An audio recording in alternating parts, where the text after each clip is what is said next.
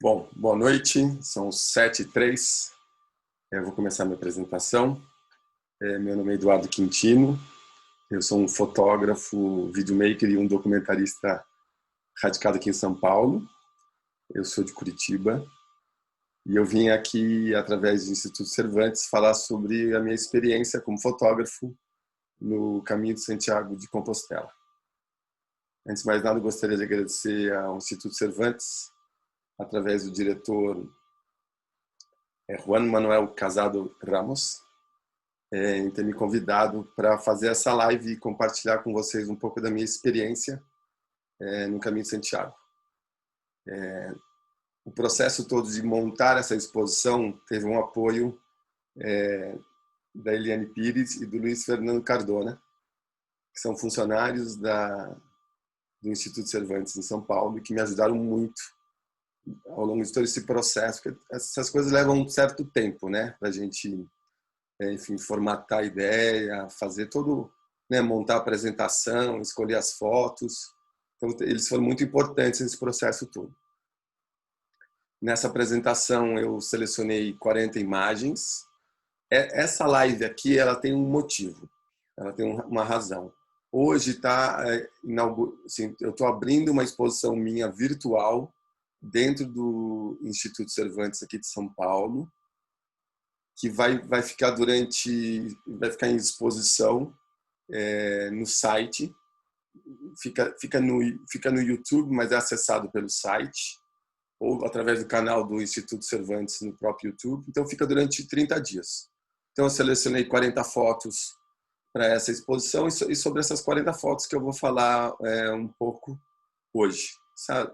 A gente vai conversar mais ou menos por 1 hora, não sei, mais ou menos, são 40 fotos, tem bastante informação. Eu acho legal, em vez de ficar falando sobre o Caminho de Santiago, eu acho que o interessante é, ao longo da jornada, ao longo né, à medida que eu for mostrando as fotografias, eu vou falando sobre o caminho, sobre a minha experiência, um pouco da história das fotografias, como é que isso, enfim, como é que as fotos aconteceram, né? Porque tudo meio que, claro, é meio que o Caminho de Santiago ele acontece, na verdade, você estando lá ou não, né? Mas como fotógrafo, obviamente eu vou atrás das imagens, mas as imagens também foram atrás de mim, assim. Tem você está num fluxo, você está dentro do caminho, né? Você está no fluxo do caminhar. O Caminho de Santiago ele tem um fluxo. As pessoas acordam cedo, elas pegam suas coisas e elas andam o dia inteiro, né? Ou andam 6, 7, 8 horas por dia,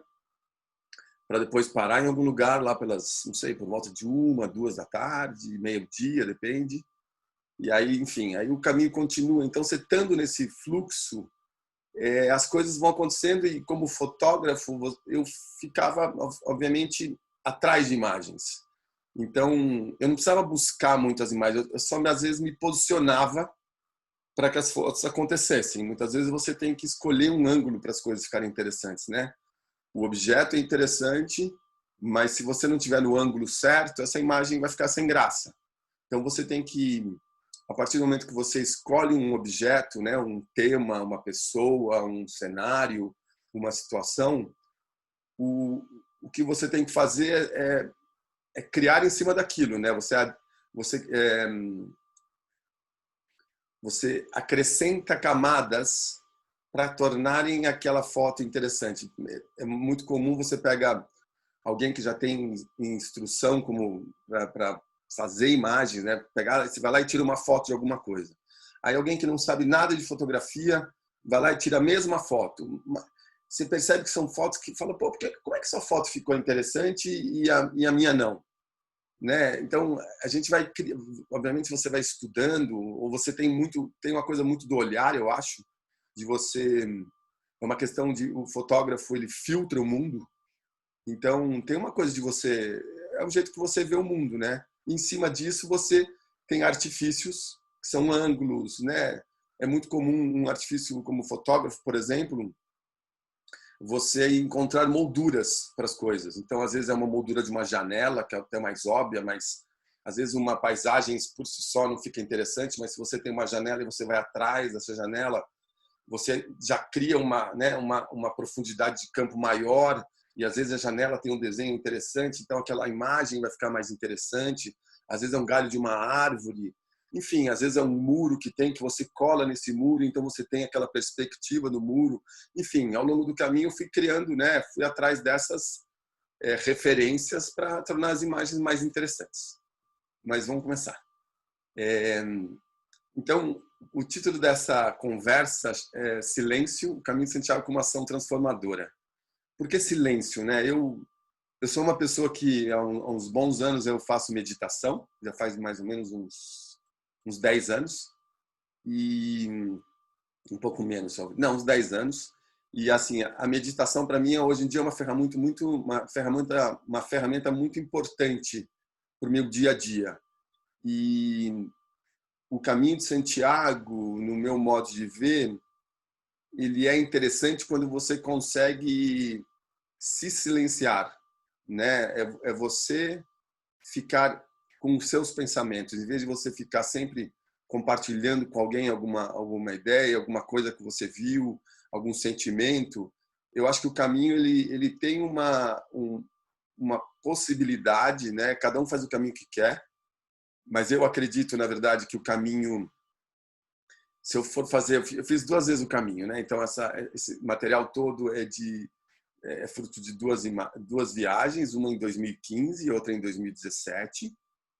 Então, eu percebo que a possibilidade de a gente ficar quieto, ou seja, até a próxima vez que eu for fazer o caminho, eu gostaria provavelmente de fazer o caminho sozinho, andando e ficando em albergues. Porque a primeira vez eu fiz de bicicleta e a segunda eu fiz a pé. A primeira eu fiz com o Auro Selmer, um preparador físico, eu acompanhei a peregrinação dele. E a segunda vez eu fui com a Cláudia Oliva, uma artista plástica, a gente foi juntos. Então, eu acredito então no silêncio como, o caminho de Santiago como uma possibilidade de uma introspecção mesmo. É como se fosse uma meditação ativa. É como se você ficasse com você mesmo, porque a gente é tão bombardeado de tanta informação hoje em dia, a gente é tão, eu diria, massacrado de informação, que eu acho que esse tipo de experiência pode nos ajudar muito a nos conectarmos com nós mesmos, assim como a meditação faz, né? É o que eu chamaria de aterramento. Então, eu acho que o caminho de Santiago nos dá a possibilidade de nos aterrarmos. E se você for conversar com pessoas que fizeram o caminho,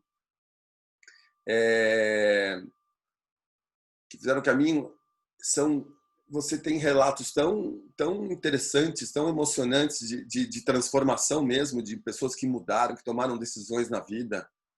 Então, acho que essa questão da possibilidade de transformação, ela é concreta. Você pega pessoas e as pessoas realmente alteram suas vidas, né? Alteram ângulos de visão, alteram às vezes tantas coisas, às vezes na vida pessoal, vida profissional. Então, o silêncio, como título dessa conversa, é por conta disso, por essa possibilidade de você ficar com você mesmo, e quanto mais quietinho você ficar, ou quietinha, maior a possibilidade de você conectar com você mesmo e de aterrar, digamos, né? Então, eu vou continuar aqui, vou começar, na verdade. Essa primeira imagem, desculpa, eu vou fechar aqui essa pasta, perdão, e eu vou acessar o arquivo correto. Só um minutinho, por favor.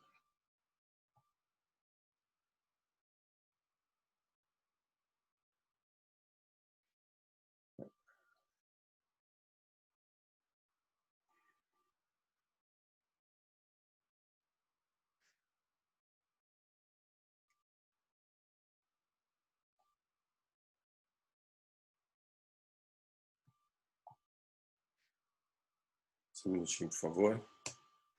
Eu errei aqui.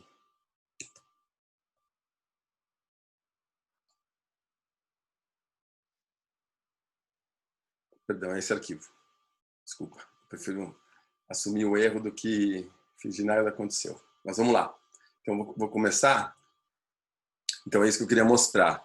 Então aqui a gente tem o mapa do caminho francês, do caminho de Santiago de Compostela.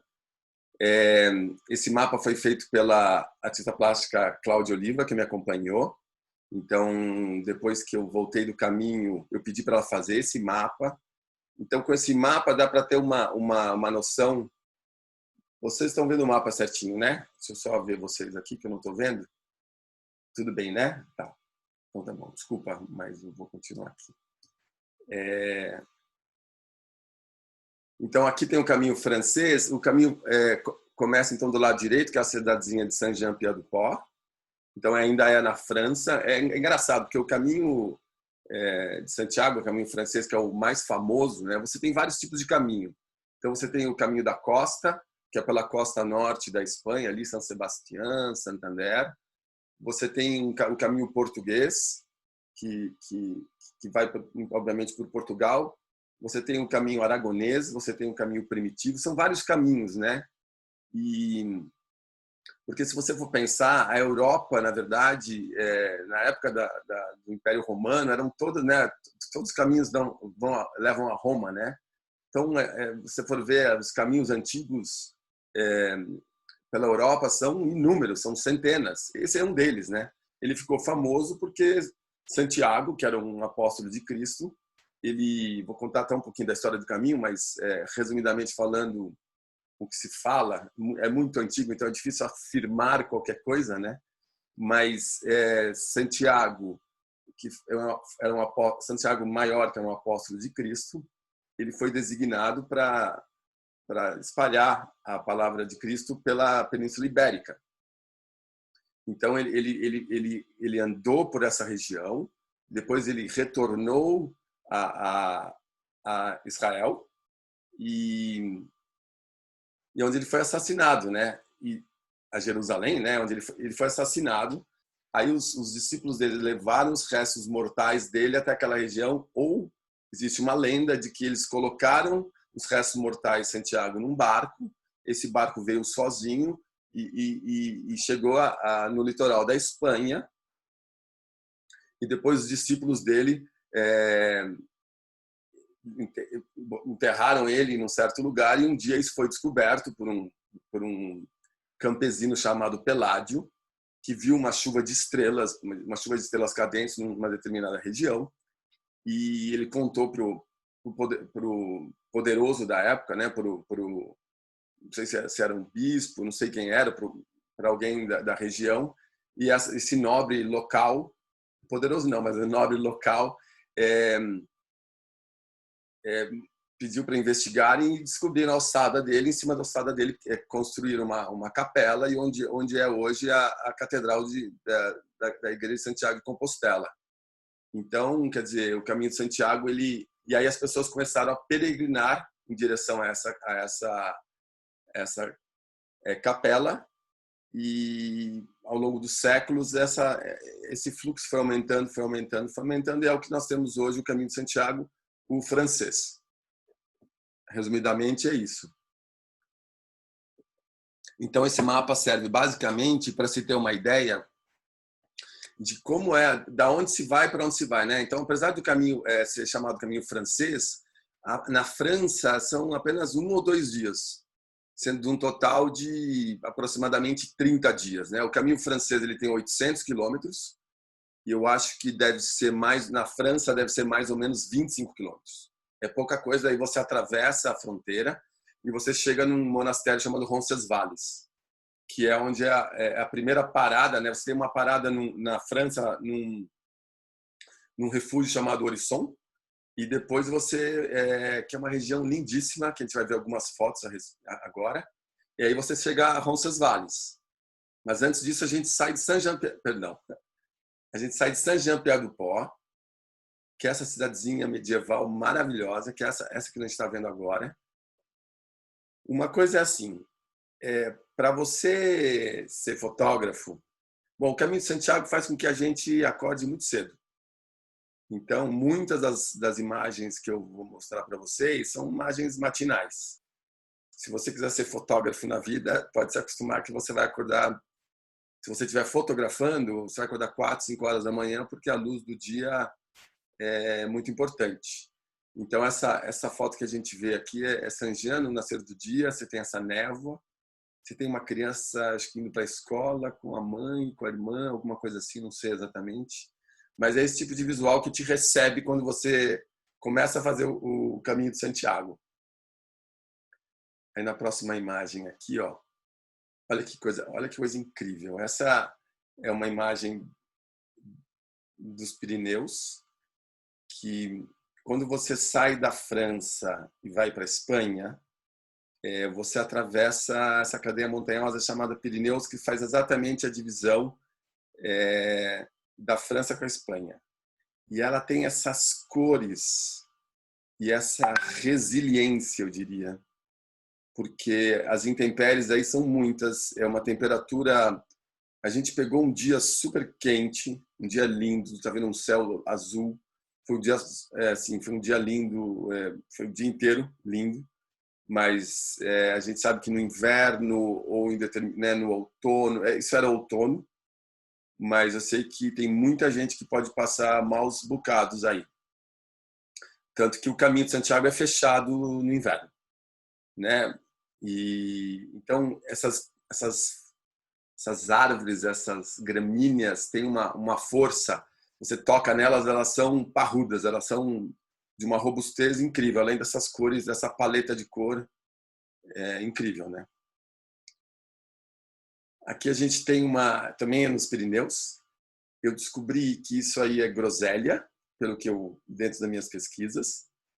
E aí a gente vê aí dois caramujos se alimentando das groselhas. Achei essa foto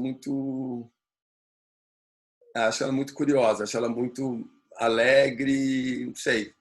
Eu gosto muito dela, assim, acho uma foto que tá vendo, ó, você pega então, você tem um arame farpado que dá uma dramaticidade maior nessa foto, né? Se você eu já cheguei a cortar o arame farpado para fazer um teste, e a foto meio que não se perde, mas ela perde a força dela. Então, o arame farpado, além de dar um pouco essa profundidade de campo que eu estava falando, que são essas molduras que a gente encontra, ela também dá dramaticidade, porque o arame farpado é espinhento, né? Ele tem uma coisa de não me toque, né? Ele é feito para você não tocá-lo, né? Então, são essas camadas que o fotógrafo, às vezes, propositalmente ou não, vai encontrando, né? Ou vai fornecendo, digamos, né? Aqui a gente chega em Roncesvalles. Então aí é o piso. Roncesvalles é um monastério enorme, é lindíssimo. É a primeira parada na Espanha. Para vocês terem uma ideia de Roncesvalles, ele abriga cerca de, se eu não me engano, 350 peregrinos simultaneamente. Então, você imagina a estrutura que não tem esse lugar. E quando a gente passou por lá, o albergue era tocado por holandeses, todos que não, assim, voluntários holandeses. Estavam todos lá, era muito divertido, assim, era muito organizado. E é incrível a experiência você chegar em Roncesvalles depois que você passou pelos Pirineus, porque é cansativo os Pirineus, né? Você sobe e desce montanha o tempo todo, o dia inteiro. Aqui também é Roncesvalles. Essa é uma bênção. Essa é a primeira. Ao longo do caminho, o peregrino recebe bênçãos. E essa é a primeira das bênçãos. É uma missa na qual os peregrinos são abençoados. Essa missa é uma missa muito esperada, assim. Ela é uma missa famosa entre os peregrinos. Existe toda uma, né, principalmente dos peregrinos mais católicos, obviamente, apesar de eu tive formação católica, mas para mim essa imagem não é uma imagem católica. Ela é uma imagem para mim é de energia. Ela é uma imagem de compartilhamento energético. Para mim isso aqui independe de qualquer tipo de religião. Eu acho que isso aqui é um encontro de pessoas que estão com um propósito em comum. E esse padre, ele é bem velhinho, e ele está lá há muitos anos, eu não lembro o nome dele. Eu entrevistei o outro padre, o padre Valentim, que estava lá há uns 2 anos só. Mas aí o padre Valentim me levou para visitar um pouco, assim, por dentro de Roncesvalles. Mas vamos continuar aqui, que tem bastante imagem. Aqui então, a gente está saindo de Roncesvalles. Esse aqui é um pátio interno dele, do monastério. Essa foto deve ser o quê? Por volta de 11 horas da noite. Então, para você ter uma ideia, para ser fotógrafo, você, além de acordar cedo, você vai dormir tarde, porque eu queria esse pátio sem ninguém. Então, tinha tanta gente o dia inteiro, né?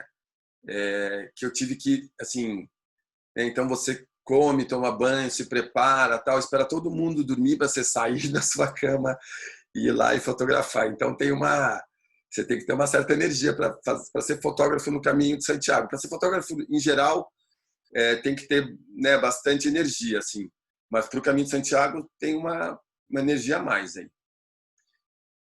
E é isso. E aqui tem não sei se vocês veem, aqui tem uma calça. Tem uma foto só dessa calça, super bonita, mas era uma foto vertical e eu não quis misturar. Aqui, dessas 40 fotos que eu estou mostrando, são apenas fotos horizontais. Então, o Caminho de Santiago passa por muitas, não sei se são províncias os nomes ou estados, eu não quero falar besteira aqui, mas como se fossem os estados brasileiros, né? E um deles, logo no início, porque logo depois de Roncesvalles, a gente vai passar em Pamplona, então, que é toda a região do País Basco. E a presença do País Basco, a cultura basca, ela é muito forte. Então, eu queria registrar a passagem pelo País Basco. Então, eu fiz várias fotos. Obviamente, a língua, o basco é muito curioso como língua. Quando você ouve, ela é uma língua muito diferente do que a gente está acostumado. Eu não sei se tem relação com algum outro tipo de língua. Eu acho que não tem. Me parece que ela não é derivação de nenhuma outra. Mas então eu queria registrar. Eu acho que dá para ver pelas imagens a força dos bascos. Então eu acho que essa foto fala por si só. Aqui foi uma foto muito feliz, no sentido de uma coincidência muito interessante. Se eu fosse dar uma foto para um nome para essa foto seria talvez parceria. Ali está escrito na parede: nunca deixe de sorrir, ou não deixe de sorrir. E eu pego elas aí num momento super alegre. Então parece que foi combinado, né? Parece que mas não foi nada combinado. Tudo isso aqui é o acaso, é aquela coisa do fluxo, né? Que eu comentei no início. Quando você está no movimento, quando você está na energia, quando você está alinhado, eu acho que quando você está no Caminho de Santiago, eu me sentia, por exemplo, muito alinhado. Eu tinha um propósito, eu tinha uma vontade, e uma coisa que eu percebi logo chegando no Caminho de Santiago é que se eu quisesse que as pessoas estivessem disponíveis às minhas lentes, eu teria que estar disponíveis a elas. Então a recíproca teria que ser verdadeira. Então é uma coisa de você fotografar as pessoas, muitas vezes sem elas verem. Se elas verem, às vezes você perde o momento, e depois muitas vezes você é interpelado: de onde você é, quem é você, por que você está fazendo aquilo. Geralmente eles gostam de brasileiro, né? Então, enfim, são coisas que eu aprendi durante o caminho. Então acho que essas fotos acontecem quando você está nesse propósito, nesse alinhamento. Aqui também uma foto que eu acho que, para mim, conversa um pouquinho com a foto anterior. É uma questão de parceria, é uma questão de sincronicidade, né? De você estar junto no caminho, no mesmo passo, no mesmo momento. E esses pés eram de dois padres espanhóis. Fiz algumas fotos deles, assim. Era muito cedo, então isso propiciava, né, a luz, né, a golden hour, né, a luz do nascer do dia, das pontas do dia. A luz dourada, digamos, proporciona uma luz muito bonita, né? Mas para eu fazer essa foto eu tive que entrar numa vala, uma vala que tinha lateral ao caminho, né? São coisas que é aquilo que eu estava falando, né? De você, como é que eu pego o passo de duas pessoas, como é que eu torno o passo de duas pessoas interessantes? Eu tenho que entrar numa vala, ficar no nível do chão e esperar sem ninguém me ver. Então, enfim, é um exercício aí. Divertido, aliás. Aqui é uma foto que, enfim, para mim não tinha como não tirar essa foto. esse mato em forma de bola estava lá me esperando e tem uma resiliência talvez aí. Eu acho que ela conversa bastante com essa aqui, ó. Eu estou fazendo um livro do caminho, né? Um livro com as minhas fotografias do Caminho de Santiago, e elas eu tenho pensado que as duas vão ficar em página dupla, uma depois da outra, como formas complementares, né? Então, novamente, voltando àquilo que eu estava falando, a questão de você emoldurar o mundo, né? O túnel, no caso, que passa-se por muitos túneis. Como são 800 quilômetros o caminho, atravessa-se muitas estradas. E para você passar pelas estradas, às vezes você passa por cima, mas é muito comum você passar por esses túneis, por baixo. Túnel só para pessoas. Então, esse é um deles. Então, você emoldura o mundo e torna essa foto interessante. Se você tirar esse túnel, essa foto não estaria aqui, se ela não tivesse o túnel. Então, essa questão de você criar camadas de interesse na imagem, né? Aqui é um momento muito esperado do Caminho de Santiago, talvez o momento mais, não sei, espiritual, talvez, do caminho. Aí chama Cruz de Ferro. Esse monte de pedras tem esse mastro com uma cruz na ponta. Esse lugar é como se fosse a conexão do céu e da terra. E em torno dele e na própria base do mastro existem milhares de mensagens, seja em pedras escritas, em papel, em fitas de Bonfim, em mapas, em conchas, em cordinhas, em fotografias. É uma memorabilia, né? É um lugar onde as pessoas fazem muitos pedidos para Santiago. Pedem coisas para elas e para outras pessoas. E existe muito a ideia de que entre os peregrinos é muito comum essa cultura de se você depositar uma pedra. Então tem muita gente que traz a pedra lá do seu país de origem, do seu local de origem, e deposita a pedra aí. Então é um lugar muito especial. E essa foto, o céu me ajudou muito. Era um dia incrível, foi um dia incrível. Eu estava com o Aulus, é o Aulus que está nessa foto. É um dia muito quente. E aí está aí o registro dele esse é o meu registro da Cruz de Ferro. Aqui são duas banheiras. Tem muita explicação. Elas estavam na beira da estrada. Aí é um lugar chamado Foncebadon. É um lugar, inclusive, próximo à Cruz de Ferro. A Shirley MacLaine, no seu livro, se não me engano é isso, ela fala sobre Foncebadon. Foncebadon tem toda uma história que ela ficou abandonada por décadas, se eu não me engano, por um bom tempo, e aí tinham cachorros que moravam nessa região e às vezes assustavam um pouco os peregrinos. Então, você ouve essas histórias ao longo do caminho, né? A história de Foncebadon e tal. Mas hoje em dia Foncebadon voltou ativa, tem albergues, como outro vilarejo qualquer. E aí essas banheiras estavam me esperando e eu registrei elas. Achei que elas são, no mínimo, curiosas. Tem um pouco de humor, eu acho, né? Bom, essa foto é um varal num lugar chamado Sebreiro. Dá para ver que é bem no alto da montanha, um dos lugares mais altos do caminho, se eu não me engano, é o mais alto. Para você acessar esse vilarejo, é um vilarejo celta. Para você acessá-lo, você vai subir durante umas 6 horas. Não é uma subida fácil, é uma subida complexa. Todo mundo teme a subida, né?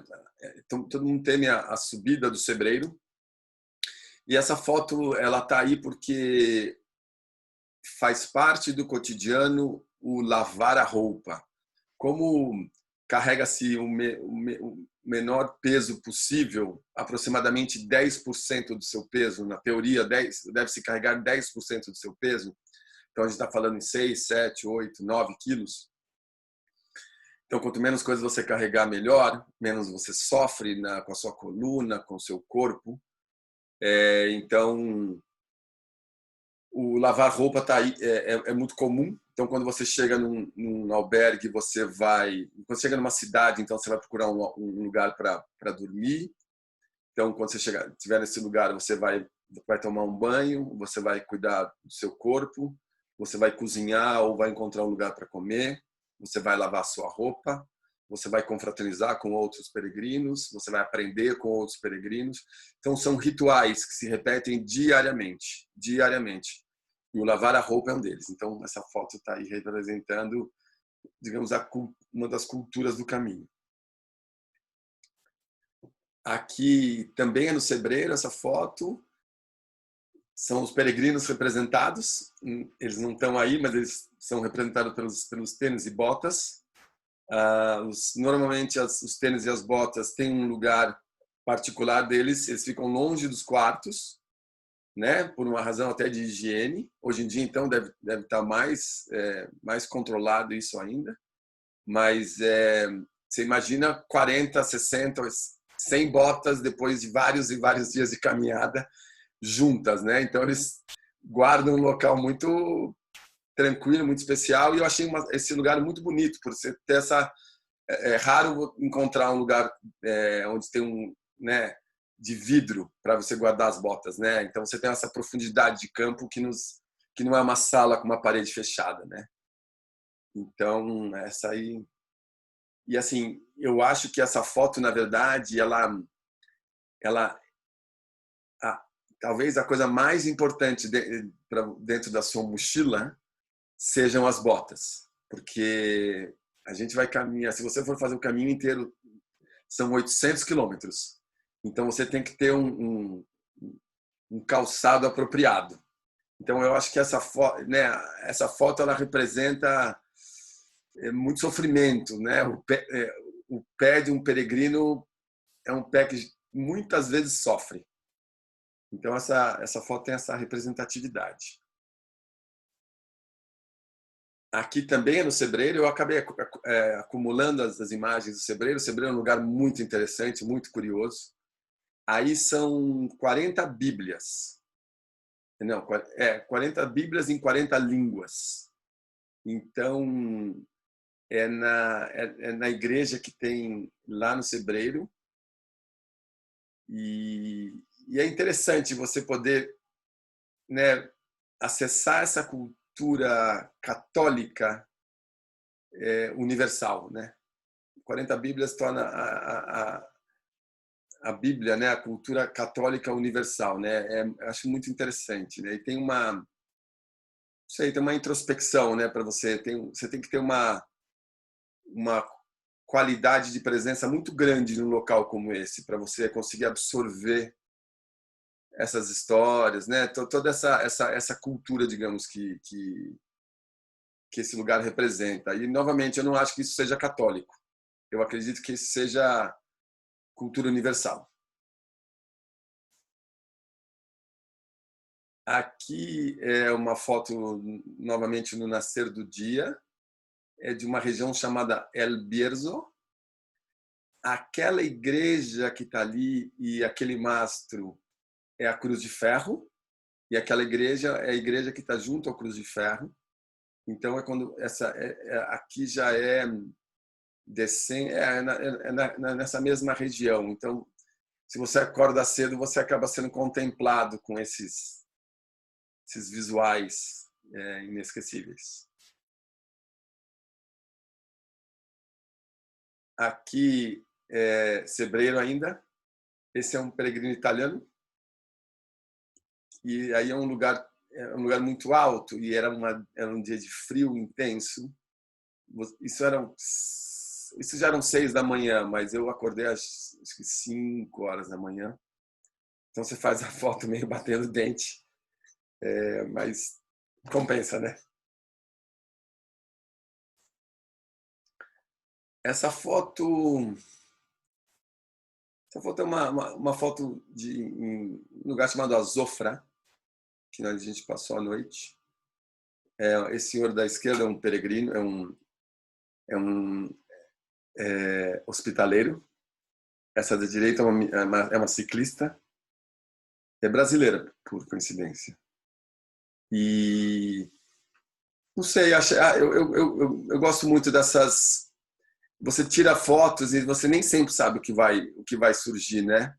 Então essa coisa de você ver mas não ver, eu acho que tem uma força interessante nessa foto aí. São aqueles acasos que o fotógrafo gosta. Aqui eu estava com aulas nesse dia, a gente resolveu andar na madrugada. Então essa é uma foto do nascer do dia. A gente resolveu falar, vamos, porque eram dias muito quentes. Então a gente ficou num lugar, um dia, a gente chegou a final de tarde, dormiu algumas horas e seguiu viagem. E aí a gente saiu por volta de 1 da manhã e foi andando. Então aí ao nascer do dia, novamente, acordar cedo a gente faz por merecer, né? São visuais realmente que dão uma paz. E na verdade, eu acho que assim um dos momentos mais mágicos do Caminho de Santiago é você acordar cedo, muitas vezes antes do sol nascer, e você fica andando no meio do mato, digamos, vai, sozinho, né? Ou com alguém do seu lado, ou às vezes você se distancia da pessoa que você está, e você fica andando sozinho à noite, ouvindo só os seus passos. Isso dá uma sensação de talvez a palavra seja pertencimento. É um momento tão mágico. Volta naquela questão da meditação, do silêncio, da introspecção. Esses momentos são momentos muito especiais. São presentes por se estar no Caminho de Santiago. Aqui é uma foto que não é o acaso. Eu poderia dizer, foi um acaso que aconteceu, mas não é. É porque eu estava no fluxo da vida, no fluxo do Caminho de Santiago. Eu acho que poderia ser o Cartier-Bresson que tivesse tirado essa foto, porque tem um pouco a cara dele, assim, esses momentos. Mas, enfim, esse é um vilarejo chamado Hornillos del Camino, que é um pouco depois de Burgos. E é o primeiro vilarejo que se para normalmente. E aí, de manhã cedo, de novo, um habitante local passando por onde eu estava tirando essa foto. Aqui é San Antón. É uma foto. Você fala, uau! É muito bonita a foto, né? Ela tem a Via Láctea, tem a bandeirinha da Espanha. San Antón é um convento do século XIV ou XV, acho que XV, que cuidavam dos enfermos que passavam por lá. Tanto que San Antón são ruínas hoje em dia. A gente ficou nesse albergue. É um albergue que não tem luz elétrica, então é o banho frio e luz de vela. É uma vida analógica e que combina muito bem com esse local. E é interessante porque você vê fora de San Antón, você tem na muralha, que é muralha, né? Assim, são muros, mas eles são espessos. Você vê buracos, são os arcos assim, mas fundos que, segundo consta, ali eram depositada comida para os peregrinos retardatários. Caso San Antônio tivesse fechado, eles deixavam comida para os peregrinos. Então era um hospital, um convento, ele era um lugar de recuperação de pessoas. A gente imagina que hoje em dia, com toda a tecnologia que a gente está, você encontra pessoas com sérios problemas de saúde, às vezes só bolhas no pé, mas só as bolhas já são sofríveis, né? Assim, você vê o sofrimento das pessoas. Você imagina isso há um século atrás, 2, 3. Você imagina que problemas de saúde essas pessoas não tinham, né? Por caminhar tão por um percurso tão longo, né? Então esse lugar foi um dos pontos máximos do caminho, assim. A hospitaleira Mônia Martinelli era de uma graciosidade, era de uma generosidade, de uma simpatia, de uma amorosidade incrível. Então são esses lugares que cuidam de você, que fazem você renascer para o próximo dia, que é isso que precisa acontecer. Aí enfim, é um lugar que não importa onde seja exatamente, mas essa foto tem aí acho que uma dramaticidade, né? Eu vejo essa foto muito como, não sei, como duas pessoas na vida, no caminho, no caminho da vida mesmo, sabe? Talvez se ela tivesse um nome, ela seria Caminho da Vida. Tem uma força muito grande. Esse senhor chama Marcelino Lobato.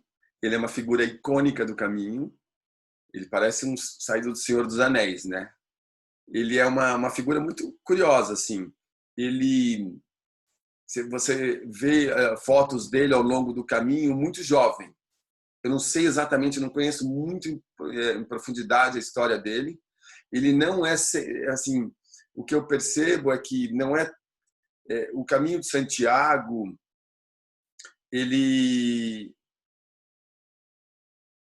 o caminho de Santiago, você imagina você estando no caminho, você receber diariamente milhares de pessoas passando pela sua casa, passando pelo seu estabelecimento comercial. Imagino que é difícil você manter o seu bom humor o tempo todo, né? Eu acho que existe até uma relação de amor e ódio um pouco com os peregrinos, no sentido de porque os peregrinos levam muito, levam dinheiro, levam vida, levam novidade, né?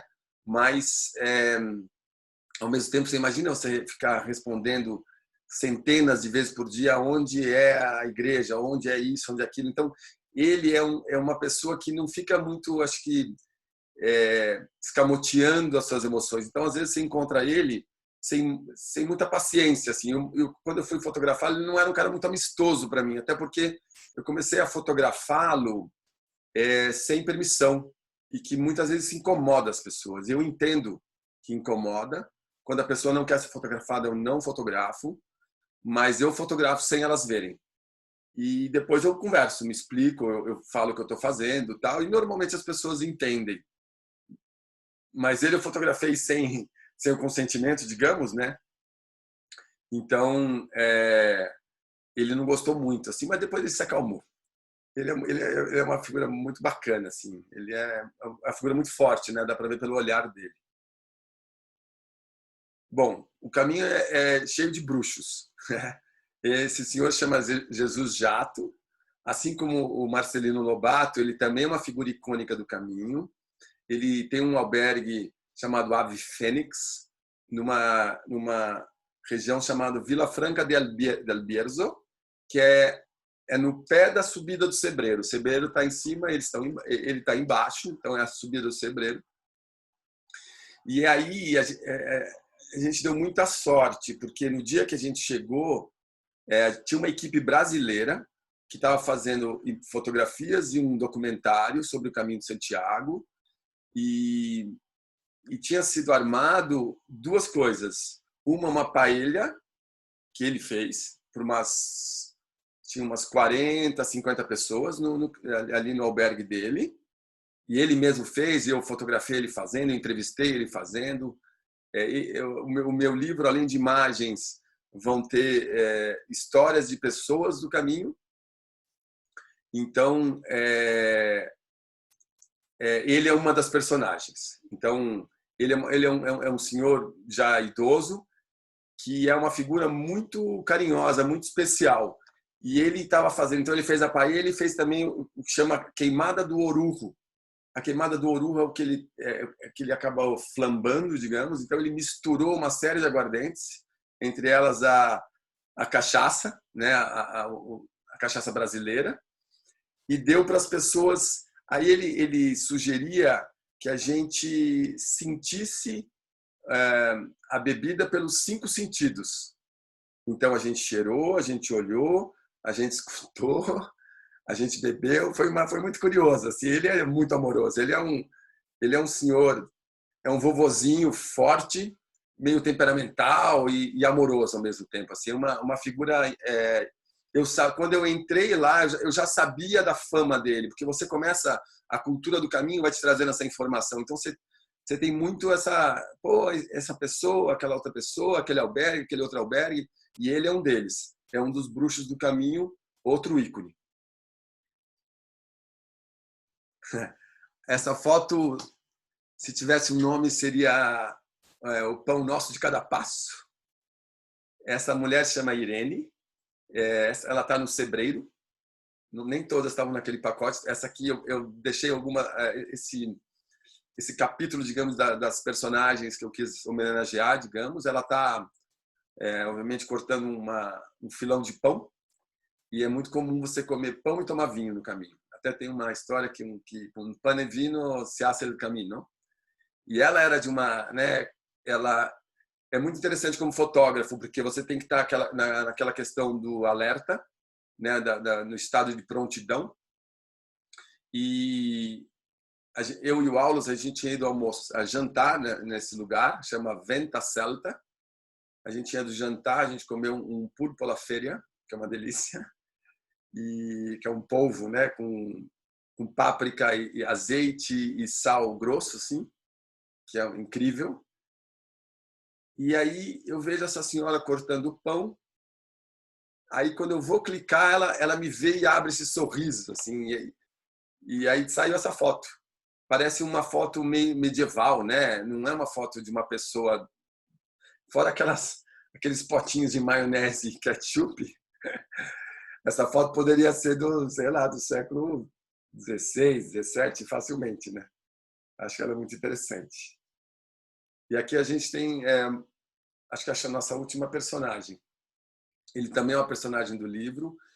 Ele chama Martínez. E eu não lembro o primeiro nome dele agora. Mas esse sim, eu acho que talvez seja a figura mais conhecida do caminho. E ele é um templário contemporâneo. Ele é uma pessoa que veste a cruz templária, tem um manto templário, tem uma espada. E esse lugar chama Refúgio Manharim. É um lugar bem rústico, não tem luz elétrica. Ele recebe peregrinos, mas não tem luz elétrica, então tem todas as decorrências de você não ter a eletricidade. E ele também faz bênção às pessoas. O dia que a gente estava lá, eu visitei essa foto da primeira viagem, mas na segunda viagem ele encontrou quando a gente estava lá, entrou uma brasileira e ele falou a vida dela inteira para ela. Por que ela estava lá, quais eram as dificuldades, o que ela estava almejando. Essa menina chorava. Foi um momento muito emocionante do caminho, assim. E ele fez uma bênção para a gente, eu fotografei a bênção. É um cerimonial que ele faz regularmente, se eu não me engano, em 2 ou 3 horários por dia. Então é um ícone do caminho. É próximo, Manharim é próximo da Cruz de Ferro. Então ele é uma das pessoas que faz parte da engrenagem do caminho, que faz o caminho funcionar. Aqui são 2 templários contemporâneos também. Esse lugar chama Viana, é um lugar já bem antes, na verdade, de Manharim. Mas são 2 homens que estavam com suas crenças. Eu conversei um pouquinho com eles. Eles eram da região de Pamplona, se eu não me engano. Conversei um pouco com eles. E essa foto foi feita mais ou menos 6 horas da manhã. Eles saindo de Viana e seguindo o caminho deles. Essa é a foto, enfim, de um sapato em Manharim. Acho que essa foto é um emblema, né? É um ícone do que é o caminho. Eu acho que essa foto, para mim, ela representa tudo. Apesar de ela não ser uma paisagem, né? Um caminho bonito, eu acho que é a síntese do caminho. Obviamente, ele não estava com o calçado apropriado, se eu quiser ser pragmático, mas tem a dor, eu acho. Essa foto, para mim, ela representa a dor, o desconforto de uma meta que você tem, de um objetivo que você vai se apropriando das ferramentas que você tiver para atingi-lo. Então, se você tem ali um esparadrapo para segurar o seu calçado que abriu o bico literalmente, é o que você faz e segue a vida. Aliás, é muito comum você encontrar calçados pelo caminho. Eles viram muitos vasos de flores, aliás. Essa é uma foto tirada em uma cidade chamada Estela, que é em Navarra. É um momento muito, acho que muito particular. São, para mim, 4 universos. O gol era a porta da igreja. E esse menino da esquerda é, para mim, um toureiro, né? Um futuro toureiro. O olhar dele me lembra muito uma postura do destemido. Ele quebra a 4ª parede, que a gente chama, né? Que seria essa parede entre o fotógrafo e o objeto. Ele quebra ela, ele me entrega, né? Ele me vê. Mas para mim ele só adquire, na verdade, às vezes a pessoa olhando para a fotografia fala, putz, estragou a foto, tal. Mas eu acho que nesse caso não, é o contrário. Ele deu uma potência maior às fotos e cada um dessas 4 crianças ou meninos, cada um está num universo distinto, né? Cada uma está na sua particularidade. E a foto que vem na sequência, para mim, tem a ver muito com essa foto aqui. É uma foto de Jesus, né, na cruz. E aí, de novo, aquela conversa que eu falei de ter camadas que deixam as fotos mais interessantes. Então, está aí novamente a mesma ideia. E, para mim, esse menino do gol está sendo crucificado. Então, para mim, tem uma conversa aí subliminar, digamos, entre as imagens completamente diferentes uma da outra. Aqui para mim, essa foto ela é um campo de trigo, mas ela é uma explicação, talvez, como é que você, como fotógrafo, mas quando eu falo fotógrafo, não é um fotógrafo só profissional, é quem queira tirar imagens, né? Eu acho que isso a gente vai aplicando para, enfim, para o nosso dia a dia, né? São aprendizagens que eu peguei de alguém que eu gosto sempre de passar para frente. Como é que você faz 3 pessoas andando num caminho se tornar interessante? Então eu me enfiei dentro do campo de trigo, tirei várias fotos e essa foi a que chegou numa harmonia visual interessante. Existe uma regra muito comum quando você fala de fotografia, você fala na regra dos 3/3. Então você imagina 2 linhas verticais e 2 linhas horizontais, né? Você divide a tela. Então eles estariam nesse quadrangular superior aqui direito, que é onde são os pontos que você deveria talvez como fotógrafo deixar os pontos de interesse da imagem. Enfim, tem toda uma teoria em cima da regra dos 3/3 e ela se enquadra muito bem, eu acho. Essa foto é enfim, de novo eu me enfiando nas plantações. Aqui no caso é uma plantação de girassol, obviamente, que é uma alegria quando você vê, porque ela é de uma vivacidade, né, de um colorido tão intenso. E essa foto é a minha bicicleta, é uma espécie de autorretrato, é um convite para a gente sair de casa e admirar o mundo, admirar o belo. Aí ali está escrito Buen Viaje, né? E ela representa um pouco da cultura do caminho. Você vê as setas amarelas são muitos ícones no caminho. Eu acho que o ícone maior é a concha do Caminho de Santiago. Acho que não apareceu nenhuma foto ainda que tenha a concha em destaque. Que a concha representa o caminho. Quando ela apareceu, eu falo um pouquinho mais sobre ela. Mas as setas amarelas são os sinais que te dão o norte. Porque muitas vezes, imagina, você vai andar 800 quilômetros, imagina quantas bifurcações você não tem, né? Então, as setas amarelas te dão uma orientação bem interessante. Essa uma seta amarela aí estilizada, feita em ferro e tal. Achei que tinha uma personalidade boa para estar representando as setas. Aqui é o caminho. eu só queria botar essa imagem sem ninguém, na verdade. Aliás, muitas das minhas imagens, eu tirei muitas fotos, mas muitas imagens não tem pessoas, na verdade. Essa foto é para convidar vocês a estarem aí, a se imaginarem nesse caminho. Imaginarem como é estar no caminho de Santiago, num dia nublado. Obviamente, em 800 quilômetros, o piso, né, o pavimento muda muito. Essa é uma das possibilidades. E essas pedrinhas, elas podem ser bem incomodativas, digamos, porque a planta do seu pé vai ficando mais sensível. E se você às vezes está com um tênis, isso pode te incomodar. A bota tem uma espessura, né, uma altura de sola maior, então te protege um pouco. Mas essas pedrinhas podem ser que te lembre que você tem uma sola do pé. Aqui é obviamente um pastor de ovelhas. Se não fosse por aquela senhora que é a mulher dele ali de guarda-chuva e pelos postes, essa foto poderia ser novamente uma foto atemporal. E existem ainda pastores de ovelha conforme o nosso imaginário coletivo sugere. É uma foto muito curiosa, para mim é uma volta ao tempo. Aqui é o diário de um peregrino chinês, que é uma das personagens do livro. Ele está representando pelo diário. Olha que primor esse menino faz, olha que trabalho cuidadoso. Ele escreve ele escreve o diário, aí ele vai lá e bate o carimbo, ele vai lá, pega o mapa, ele recorta, ele cola, aquela que a gente fala no Brasil da paciência chinesa, né, de uma acuidade visual muito grande. Essa é a história desse menino, é que ele estudava em Berlim com uma amiga dele, e lá em Berlim eles decidiram fazer o caminho, e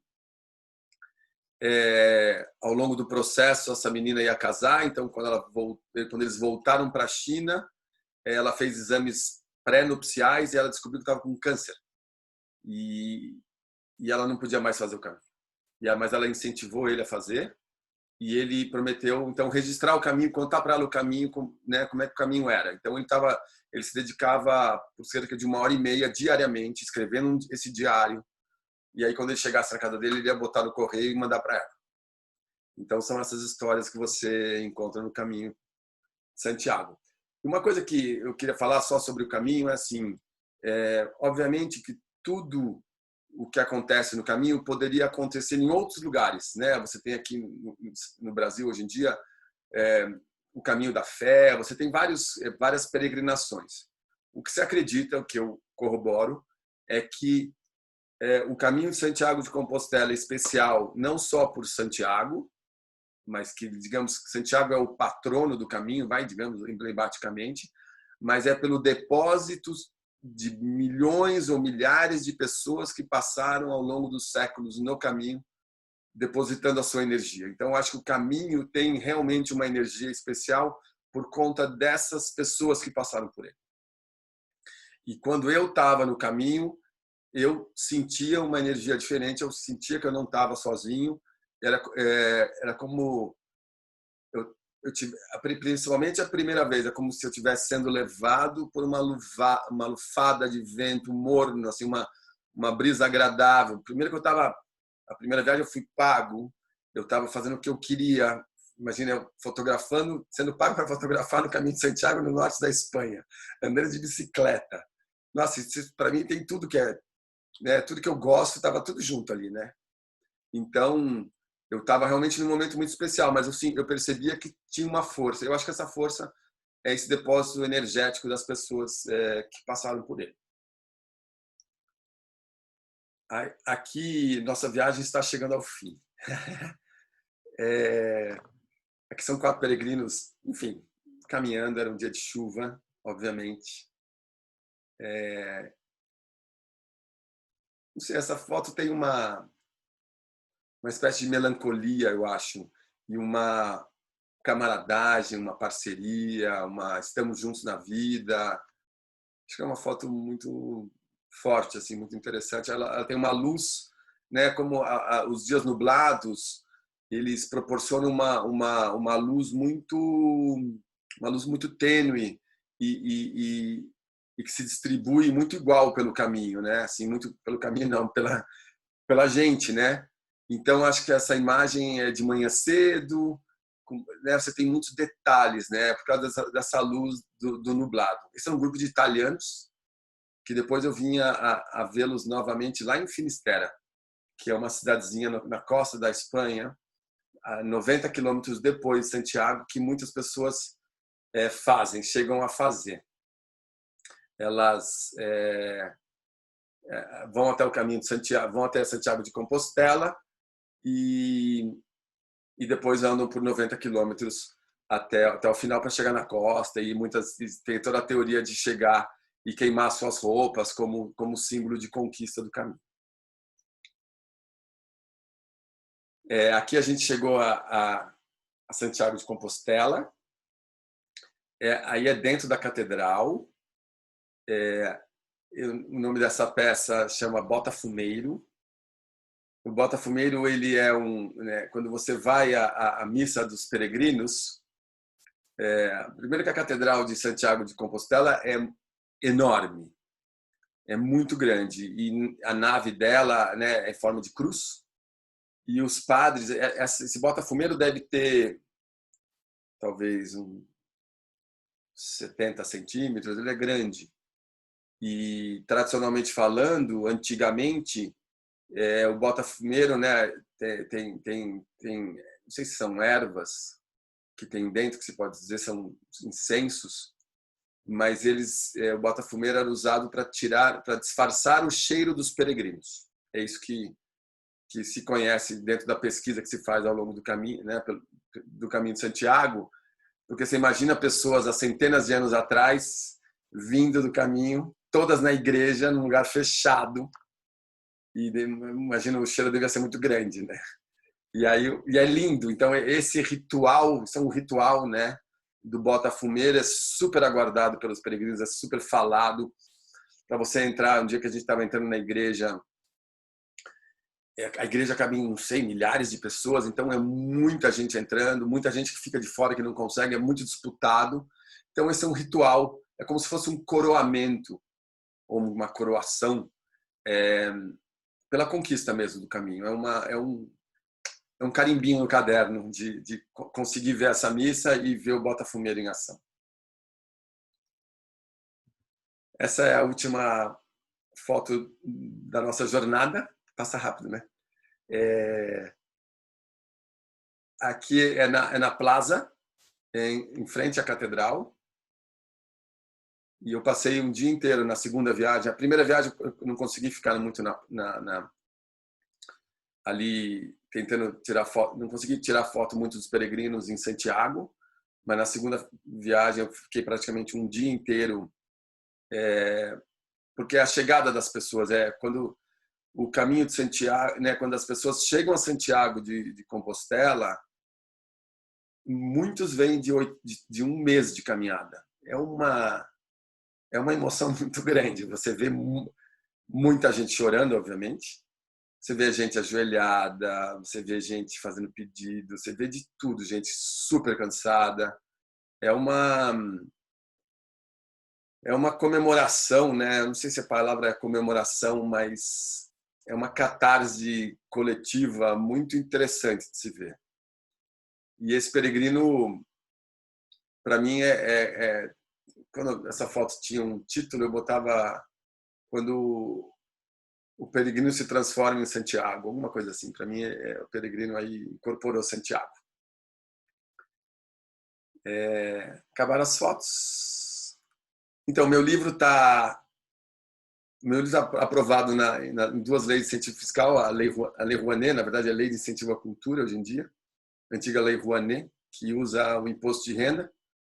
As pessoas físicas, pessoas jurídicas podem dedicar um pequeno percentual da sua lei para apoiar projetos culturais, sendo completamente reembolsados disso, né? Ou seja, 100% é restituído.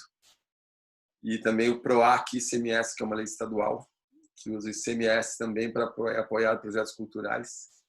E uma empresa pode usar até 3% do imposto devido para apoiar um projeto cultural. Então, eu continuo atrás de patrocínio. Se alguém tiver uma empresa, ou conhecer alguma empresa que puder me apoiar, eu agradeço. E aí, como contrapartida, a empresa terá o logotipo dela no livro, assim como vai ganhar exemplares para distribuir entre seus parceiros comerciais. E além de eu fazer uma palestra similar a essa, mais ou menos, para os funcionários ou para quem a empresa achar que deve. Aqui estão meus contatos.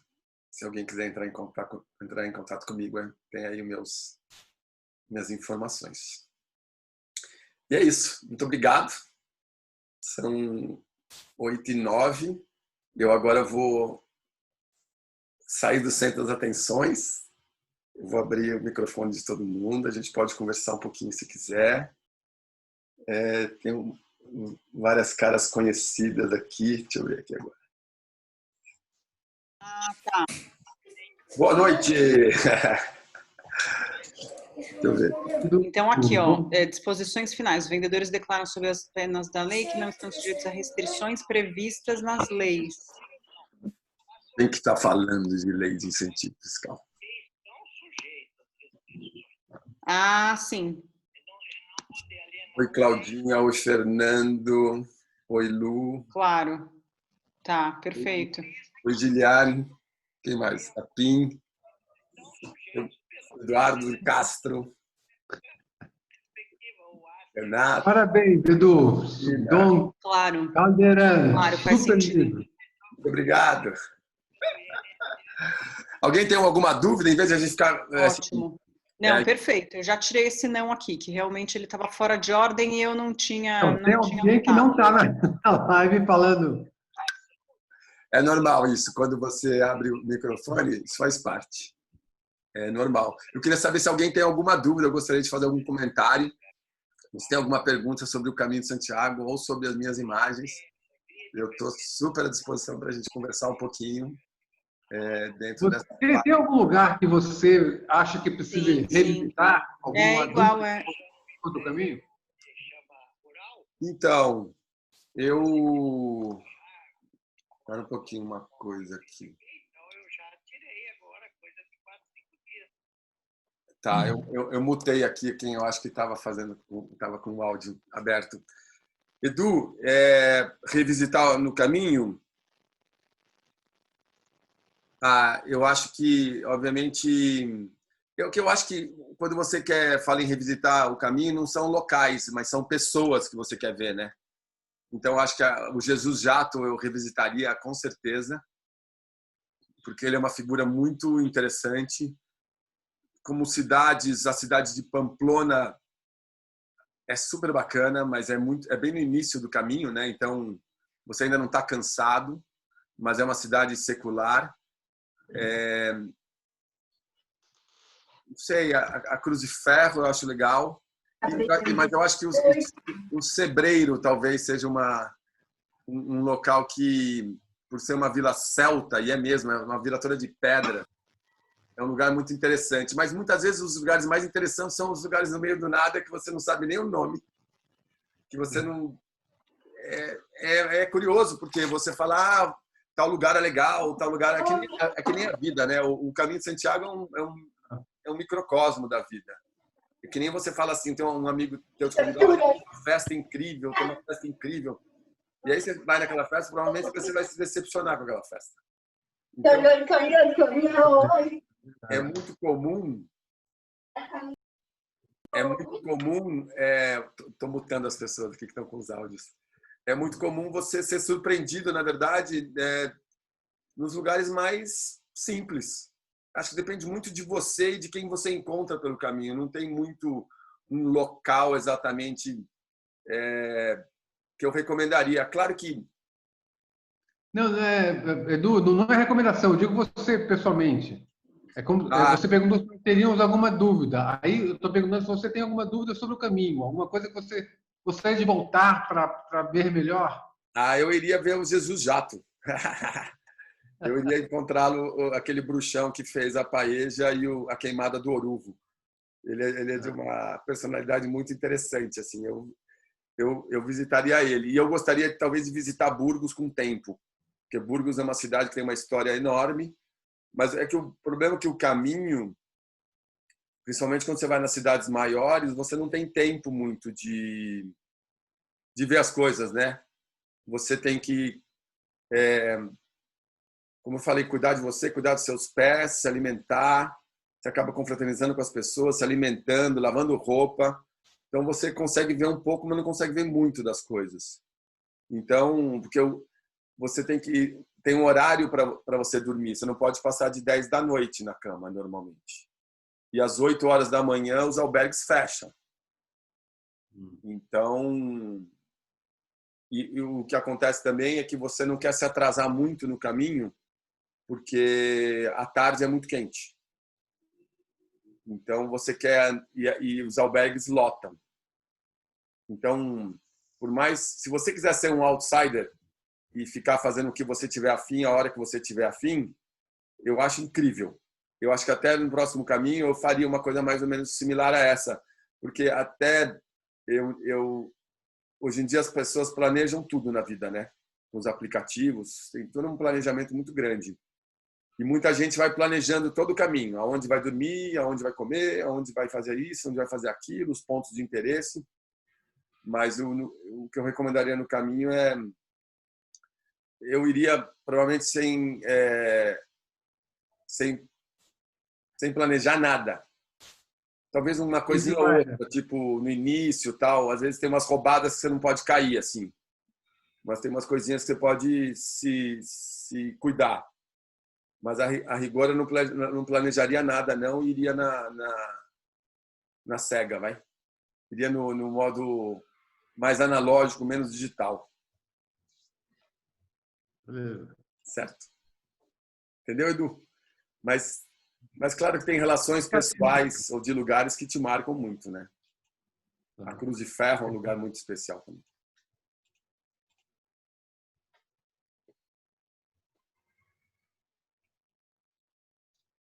Mas é isso, senhoras e senhores. Não sei se alguém tem mais alguma coisa a falar. Se não tiver, a gente se despede aqui. Eu ficaria conversando com um monte de gente aqui, porque tem muita gente que a gente não se vê mais, né? São Paulo já era difícil ver. Agora, então, com pandemia, fica mais complexo. Mas a Eli, que está aqui comigo, está escrito cultura ali na história dela, ela, junto com o Luiz, me ajudaram muito aqui a montar essa apresentação. Foi um processo longo aí eu tirei uma foto que eu não consigo compartilhar mais, mas enfim.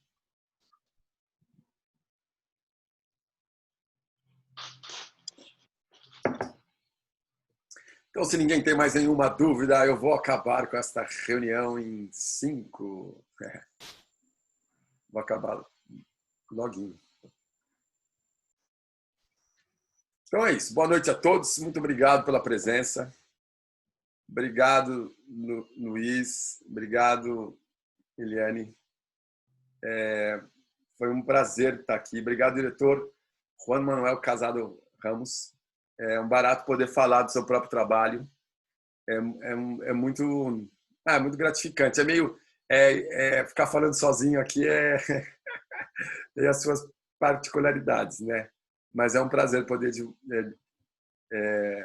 compartilhar um pouquinho da experiência do caminho. Então, boa noite a todos. Muito obrigado. Até a próxima. Eu vou acabar aqui, tá? Para todo mundo aqui. Eu tiro todo mundo. Depois a gente pode se falar no particular, se quiser. Tchau. Vou parar aqui a gravação.